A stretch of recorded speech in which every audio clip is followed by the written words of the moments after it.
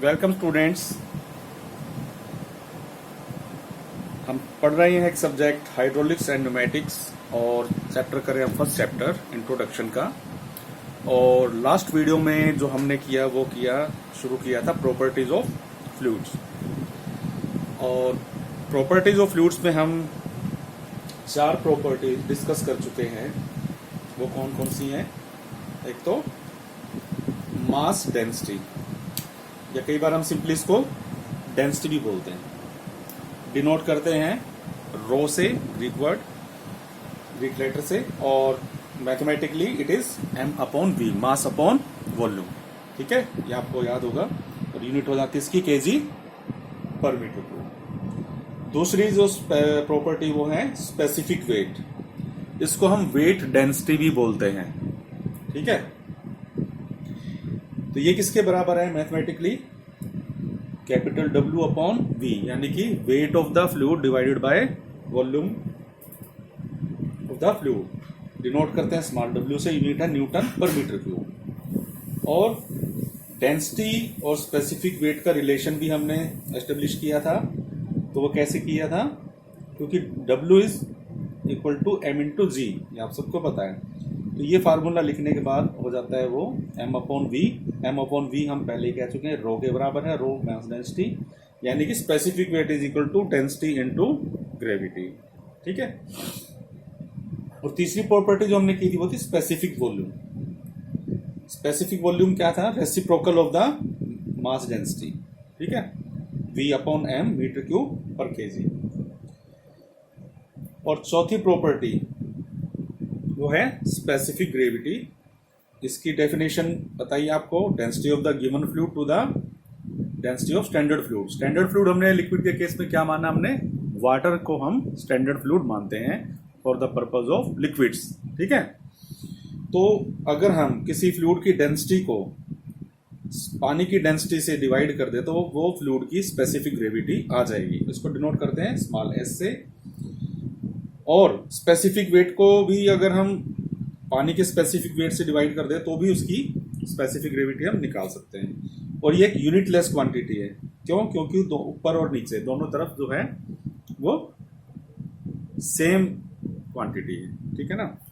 जो डेंसिटी है पानी की वो हमेशा याद रखना, वो है 1000 kg पर मीटर क्यूब। और स्पेसिफिक वेट जो वाटर का वो कितना है? 9810 न्यूटन पर मीटर क्यूब। इसमें कई बार मैंने देखा बच्चे गलती करते हैं, वो ध्यान ही नहीं रहता कि वो वेट डेंसिटी की बात करें, मास डेंसिटी की बात करें। मान लो क्वेश्चन में किसी फ्लूइड का हमारे को मास डेंसिटी दी है और उसकी स्पेसिफिक ग्रेविटी निकालनी है, तो हमें उस केस में उसकी मास डेंसिटी को पानी की मास डेंसिटी से ही डिवाइड करना है, जो कि 1000 है, 1000 kg। अगर तो फ्लूइड का स्पेसिफिक वेट दिया है तो हमें पानी के स्पेसिफिक वेट से ही डिवाइड करना है, जो कि 9810 न्यूटन पर मीटर क्यूब है। और कई बार हम बच्चों से पूछ रहे थे कि पानी की स्पेसिफिक ग्रेविटी कितनी है, तो वो कंफ्यूज हो जाते हैं, नहीं बता पाते। कोई 1000 बोलता है, कोई 9810। लेकिन आपको ध्यान रखना है specific gravity of water is 1। वो कैसे? अब गिवन फ्लूइड हमारा क्या हो गया? वाटर हो गया, और वाटर से ही डिवाइड करना है, तो 1000 by 1000 will be equal to 1। ठीक है ना, या 9810 divided by 9810 is equal to 1। तो यहां तक हम कर चुके हैं पिछले वीडियो में। अब हम आते हैं नेक्स्ट प्रॉपर्टी, वो है विस्कोसिटी। बहुत ही इंपॉर्टेंट है इस सब्जेक्ट पॉइंट ऑफ व्यू से। ठीक है, विस्कोसिटी है क्या? ये चीज आप पहले भी पढ़ चुके हो और देख भी चुके होंगे आप, और महसूस भी कर चुके होंगे। तो सिंपली अगर हम एक लाइन में अगर बात करें तो क्या है viscosity? The property of fluid which control it's rate of flow, यानी कि वो प्रॉपर्टी फ्लूइड की जो कि उसके रेट ऑफ फ्लो के, यानी फ्लो रेट को कंट्रोल करता है। भाई कितना फोर्स लगाने पर लिक्विड कितनी स्पीड से फ्लो करेगा। ठीक है ना। तो वो या फ्लूइड की जो फ्लूइडिटी है, या उसकी फ्लोएबिलिटी है, या उसकी जो कैपेबिलिटी है फ्लो करने की, वो कंट्रोल करता है विस्कोसिटी। वो कैसे? फॉर एग्जांपल अगर हम देखें, मान लो आपने एक स्लांटिंग सरफेस है ये, ठीक है ना, ये स्लांटिंग सरफेस है, उस पर मैंने पानी डाल दिया। ठीक है, जैसे ही पानी डालेंगे वो फटाक से नीचे आ जाएगा, नो टाइम ये नीचे की तरफ बहना शुरू हो जाएगा, फटाफट पहुंचाएगा। इसकी जगह अगर मैं हनी डाल दूं, ठीक है, यहां पर अगर मैं हनी डालता हूं, शहद, अगर उसी टाइम मैं हनी भी डालता हूँ साथ ही उसके, लेकिन हनी इसकी जितनी जल्दी ये पानी नीचे जाए उतनी जल्दी नहीं जाएगा। हनी जो है धीरे धीरे नीचे आएगा, ठीक है ना, वो धीरे धीरे नीचे आएगा। तो इसमें आप देख सकते हो दोनों में फर्क कि पानी तो बहुत जल्दी नीचे आ गया, उसका फ्लो रेट ज्यादा है, और हनी का फ्लो रेट कम है सेम सरफेस पे, ठीक है ना। तो ऐसा क्यों है, यानी कि इनके अंदर फ्लूइड के अंदर कोई ना कोई प्रॉपर्टी, क्योंकि दोनों अलग अलग फ्लूइड है ये, तो कोई ना जो प्रॉपर्टी जो इनके फ्लो रेट को कंट्रोल कर रही है वो पानी में कम है और हनी में ज्यादा है, ठीक है। और वो जो प्रॉपर्टी वो है विस्कोसिटी। तो उसको हम डिफाइन अगर करना चाहें तो इस तरीके से कर सकते हैं और अच्छे से, विस्कोसिटी में be defined as the property of fluid which offers resistance to the movement of one layer of the fluid over another adjacent layer of the fluid। यानी कि हम ये मानते हैं कि फ्लूइड जो है, लिक्विड जो वो लेयर्स में मूव कर रहा है, और जब एक लेयर के ऊपर से दूसरी लेयर मूव करना चाहती है तो नीचे वाली लेयर उसको रेजिस्ट करेगी मूवमेंट की, उसकी मूवमेंट को, ठीक है ना। और यही रेजिस्टेंस जो है वो है प्रॉपर्टी विस्कोसिटी, ठीक है ना। इसी तरह से उससे ऊपर वाली लेयर जो उससे ऊपर वाली को करेगी, बीच वाली लेयर को ऊपर वाली को रोकेगी, और नीचे वाली ऊपर वाली, यानी कि नीचे वाली ऊपर वाली को फ्लो करने से रोकती है, उसको रेजिस्ट करती है उसके फ्लो को, ठीक है। तो होती क्यों viscosity? Viscosity of fluid is due to cohesion and interaction between particles. Cohesion का मतलब आप समझते ही हैं, इंटरमोलिकुलर इंटरेक्शन, जो लिक्विड है उसके मॉलिक्यूल्स के बीच में जो इंटरेक्शन है वो उसको इकट्ठा रखता है, ठीक है ना, तो उसको अलग होने नहीं देता, उसके डिफॉर्मेशन को अपोज करते हैं वो। और पार्टिकल्स का जब इंटरेक्शन होता है तो भी विस्कोसिटी बढ़ती है। तो मैथमेटिकली हम इसको कैसे लिखेंगे, इसको हम डिनोट करते हैं म्यू से, ग्रीक वर्ड म्यू, ठीक है ना। और मैथमेटिकली हम जो लिखते हैं इसको म्यू, यानी कि विस्कोसिटी और dynamic viscosity is equal to shear stress divided by rate of shear strain। अब आप कहोगे जी ये क्या चीज है, ठीक है, shear stress divided by rate of shear strain। Rate of shear strain को हम वेलोसिटी ग्रेडियंट भी बोल देते हैं, ठीक है ना। हमने जब न्यूटोनियन नॉन न्यूटोनियन फ्लूइड पढ़े डिस्कस किए थे उसमें भी मैंने बताया था, ठीक है, तब भी इसका जिक्र आया था। तो shear stress upon rate of shear strain mathematically हम इसको ऐसे लिखते हैं। अगर कंप्लीट डेफिनेशन आ जाए 2 नंबर में या 3 नंबर में तो इतना तो लिखना ही बनता है। अब इसको समझने के लिए कि भी ये कैसे आया shear stress और रेट ऑफ shear strain क्या है, तो आपको दोबारा वापस स्ट्रेंथ ऑफ मटेरियल में जाओ एक बार। आपने वहां पर shear stress का वर्ड वहां सुना होगा, ठीक है। तो उसमें क्या होता है, जब हम किसी सॉलिड को इस तरह से फोर्स लगाएं कि वो स्लाइड करने की कोशिश करे, ठीक है ना, सरफेस के ऊपर स्लाइड करने की कोशिश करे, या उसके एक हिस्से को, उसके फिक्स वाले हिस्से के ऊपर से स्लाइड करने या शीयर करने की कोशिश करें, ठीक है। तो जो अपोजिशन होती है उस सॉलिड में, ठीक है ना, पर यूनिट एरिया फोर्स जो अपोज होएगा वो होगा शीयर स्ट्रेस, ठीक है। फॉर एग्जांपल एक ये सॉलिड ब्लॉक है और इसको हमने यहाँ पर फोर्स लगाया, उस ब्लॉक की जो हाइट है वो L है, ठीक है, और इसका जो फेस मान लो PQRS है, इसको हमने फोर्स लगाया, और फोर्स लगाने के बाद इसमें डिफॉर्मेशन होगी। वो डिफॉर्मेशन होती है एंगुलर डिफॉर्मेशन, क्योंकि यहाँ पर ये फिक्स है, हमने इस ब्लॉक को यहाँ पर फिक्स कर रखा है, इस सरफेस पे फिक्स है। तो क्या होगा, अगर आप देखोगे, मान लो मैं इसके फेस को दोबारा बनाता हूँ, ये ब्लॉक हम सामने से देख रहे हैं, ठीक है, और जो शीयर एरिया है हमारा वो ये वाला है, ठीक है ना, इसके जो एरिया जिसके ऊपर से इसको शेयर करना है। इस फोर्स की टेंडेंसी क्या होगी कि कुछ हिस्से को इसके ऊपर से स्लाइड करके आगे कर दे, लेकिन उससे पहले इसमें एंगुलर डिफॉर्मेशन होगी, ठीक है। तो एंगुलर डिफॉर्मेशन कैसे होगी, मान लो हमने सामने बना दिया, इस पे सामने वाला फेस हमने ये बनाया, इसका PQRS ये है, PQR ये, और हमने फोर्स लगाया यहाँ पर, ठीक है ना। इसी को मैं 2 डायमेंशन दिखा रहा हूँ। तो फोर्स लगाने के बाद क्या होगा, इसमें डिफॉर्मेशन होगी। वो कैसे होगी, ये कुछ इस तरह से डिफॉर्म हो जाएगा, ठीक है ना। तो ये P' आ गया, ये Q' हो गया, ठीक है। तो ये डिफॉर्मेशन है, एंगुलर डिफॉर्मेशन। इसी को हम, ये जो है शियर स्ट्रेन है। शियर स्ट्रेन क्या होगा इसमें, अब यहां से यहां तक मूवमेंट हुई ना इसकी, और ये एल है, ठीक है। तो हम शियर स्ट्रेन को कैसे लिखते हैं, फाई इज इक्वल टू, ये जो मोमेंट है यहां से यहां तक, P P dash upon L, ठीक है ना। तो ये हो गया शियर स्ट्रेन। और शियर स्ट्रेस कितनी हो जाएगी, टो से डिनोट अगर करें, एफ फोर्स हो गया और एरिया ये वाला हो गया शियर एरिया, तो एफ अपॉन ए, ठीक है ना। तो इसको तो शियर स्ट्रेस ये होगी और शियर स्ट्रेन ये हो गई। अब इसमें एक चीज और होती है सॉलिड में, वो क्या होती है वो बताता हूं मैं। Shear stress upon shear strain, ये क्या चीज आया याद, कुछ आपने एसओएम में पढ़ा होगा, वो होता है मॉडुलस ऑफ रिजिडिटी। जैसे डायरेक्ट स्ट्रेसेस में होता है, ठीक है ना, टेंसाइल और कंप्रेसिव में मॉडुलस ऑफ इलास्टिसिटी होता है, तो शियर के केस में मॉडुलस ऑफ रिजिडिटी देखते हैं, आपको याद होगा मॉडुलस ऑफ रिजिडिटी। जी से हम इसको इग्नोर कर देते हैं, सी से। तो G is equal to shear stress tau upon shear strain, ठीक है।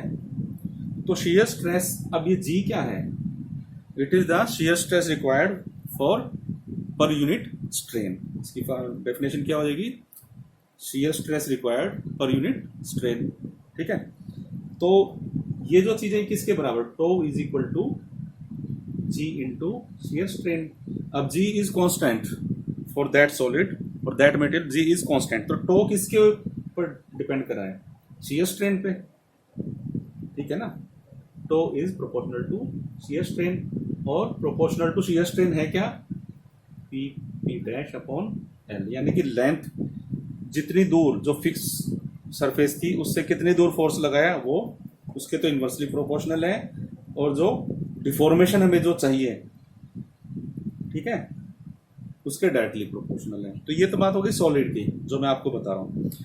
लेकिन अब ये इसमें मान लो इतनी ही हाइट तक लिक्विड हो और उसको भी हमने फोर्स करके मूव करना है उसको भी, ठीक है ना, तो वो इस तरह से होगा। तो मान लो ये सॉलिड बाउंड्री है और ये लेयर्स हैं, डिफरेंट लेयर जो कि मूव करनी है। अब इसमें इस तरह से सॉलिड की तरह इकट्ठा तो ये ऐसे जो है वो जाके रुकेगा नहीं। इसमें क्या है, मान लो हमने फोर्स लगाया, ठीक है, तो इसमें क्या है कि यहां पर यहां पर मान लो फोर्स लगाने से जो बाउंड्री के साथ में जो लिक्विड है उसकी वेलोसिटी तो जीरो रहेगी, ठीक है, जो इसके कांटेक्ट में है, और जो इसके ऊपर वाली लेयर्स हैं इनमें थोड़ी थोड़ी ज्यादा वेलोसिटी, यानी डिफॉर्मेशन समझ लो आप इसको भी, ठीक है ना। तो डिपेंड किस पे कर रहा है कि जितना दूर जाते जाएंगे उतना ही कम फोर्स लगता जा रहा है उसको मूवमेंट करने के लिए। अब इसको एक दोबारा समझ लो। अब यहां पर मैंने लिखा कि shear stress is directly proportional to shear strain upon L, जो परपेंडिकुलर डिस्टेंस है, जो फिक्स्ड बाउंड्री है।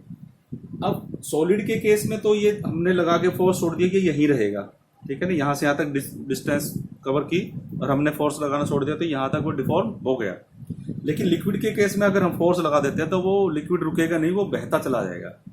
तो उसके साथ क्या हो जाता है कि उसमें वेलोसिटी आती है, ठीक है ना। तो ये फर्क हो जाता है लिक्विड और सॉलिड में। तो ये मेजर कैसे करेंगे उसमें, इसमें तो हमने मेजर कर लिया यहां से यहां तक। लिक्विड के केस में ये मेजर करेंगे यहां से यहां तक कि वो कितने टाइम में आया, तो वहां पर वो टाइम फैक्टर भी हो जाता है। तो लिक्विड के केस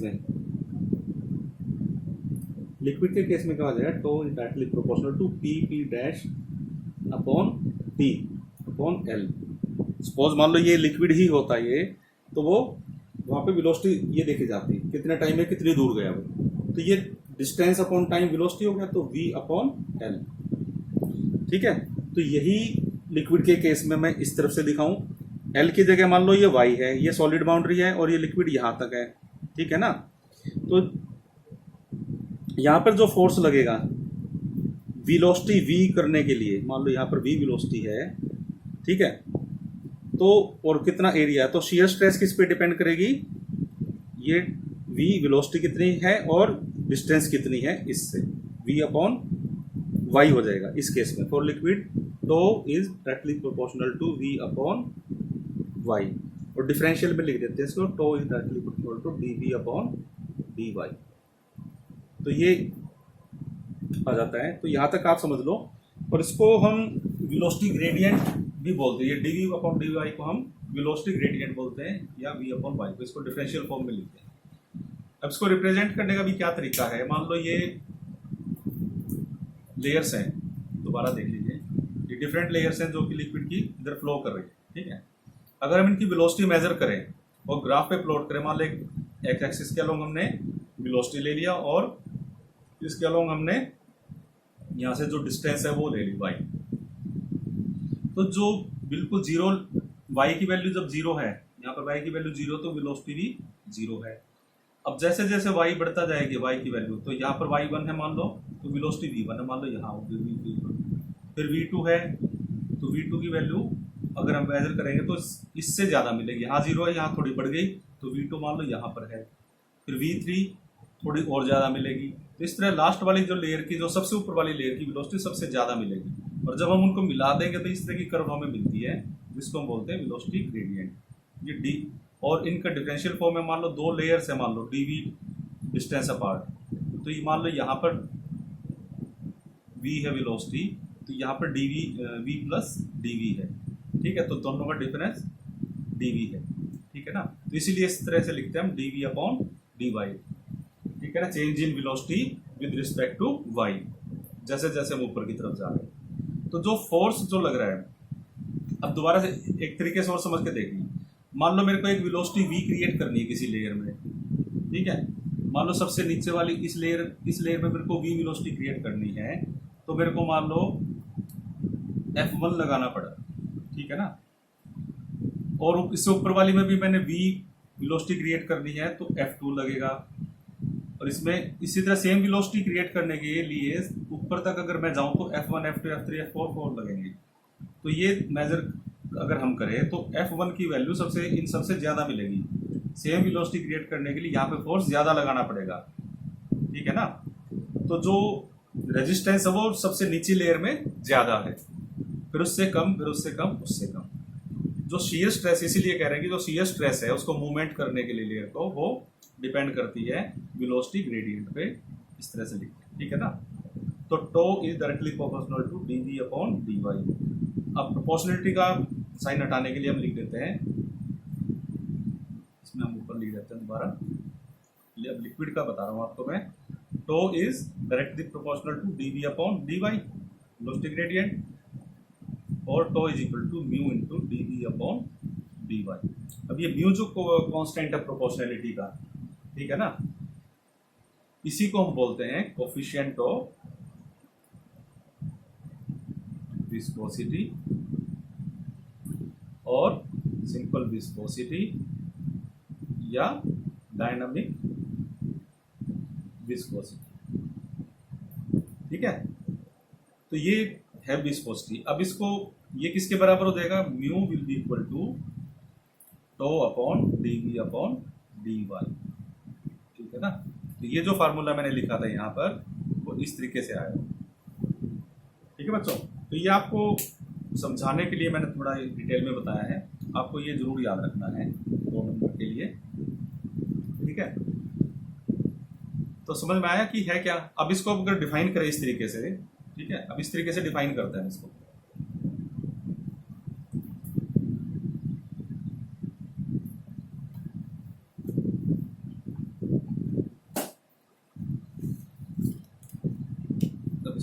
इसको दिखाने का जो तरीका वेलोसिटी ग्रेडियंट और इसका ये है,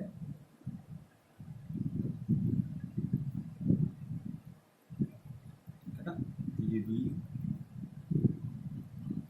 सबसे ऊपर, ये मान लो dy का डिफरेंस है हमने, ठीक है, तो ये v प्लस dv है, यहाँ पर वेलोसिटी v, तो ये वेलोसिटी ग्रेडियंट, ये वेलोसिटी प्रोफाइल,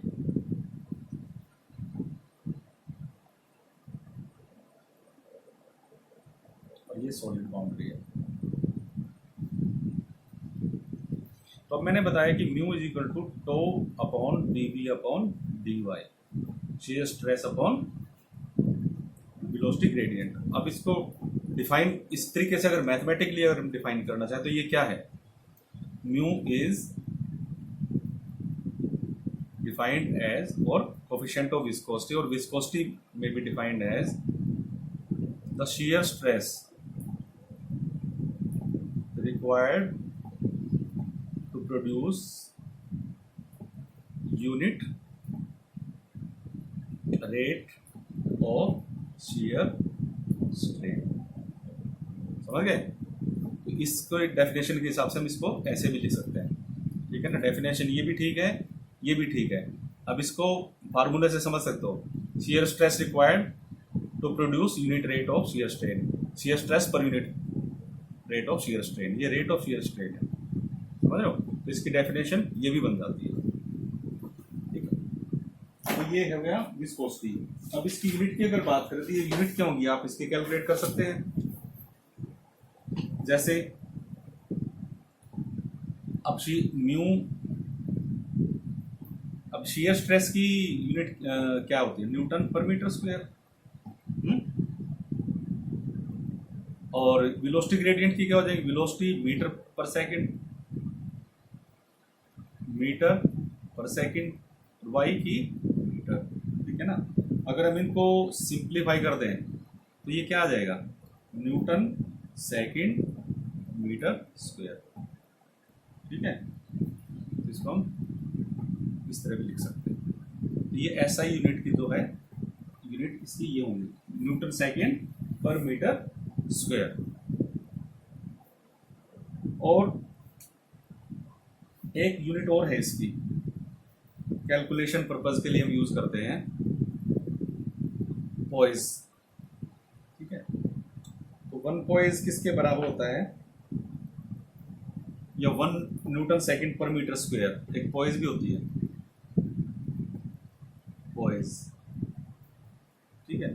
तो पॉइज, तो 1 न्यूटन सेकंड पर metre square is equal to 10 poise, ये याद रखना, ठीक है। या 1 poise is equal to 1/10 newton second पर मीटर स्क्वायर। तो क्वेश्चन में कई बार पॉइज में दी होती है यूनिट, ये न्यूटन सेकंड क्योंकि काफी बड़ी हो जाती है यूनिट दिखना, ये न्यूटन सेकंड पर मीटर स्क्वायर की बजाय सिंपली पॉइज में दे देते हैं, और पॉइज का रिलेशन आपका इससे याद रखना, ठीक है। और सेंटी पॉइज भी होता है, ठीक है। 1 सेंटी पॉइज, वो इसका भी 10th हो जाएगा, 1/100 पॉइज, समझ गए। वो 1 poise is equal to 1/10 second newton second पर metre square, and 1 centipoise is equal to 1/100 poise. तो ये हमने विस्कोसिटी का टॉपिक किया आज। तो आज के लिए इतना ही, बाकी टॉपिक्स भी हम इसके बाद करेंगे। बाकी जो प्रॉपर्टीज रह गई हैं उसमें सरफेस टेंशन है, एडहेशन है, कोहेशन है, कैपिलैरिटी है, वेपर प्रेशर है, वो हम नेक्स्ट वीडियो में डिस्कस करेंगे, ठीक है बच्चों। आप इसको देखो, समझो, और इस पे बेस्ड अगर कोई न्यूमेरिकल कर सको तो ज़रूर करना, ठीक है ना। अब तक की जितनी मैंने प्रॉपर्टीज आपको कराई हैं उस पे बेस्ड छोटे छोटे न्यूमेरिकल्स आते हैं, वो आपको ज़रूर करके देखने चाहिए। तो नेक्स्ट वीडियो में फिर मिलेंगे और प्रॉपर्टीज़ को डिस्कस करने के लिए। तब तक के लिए बाय।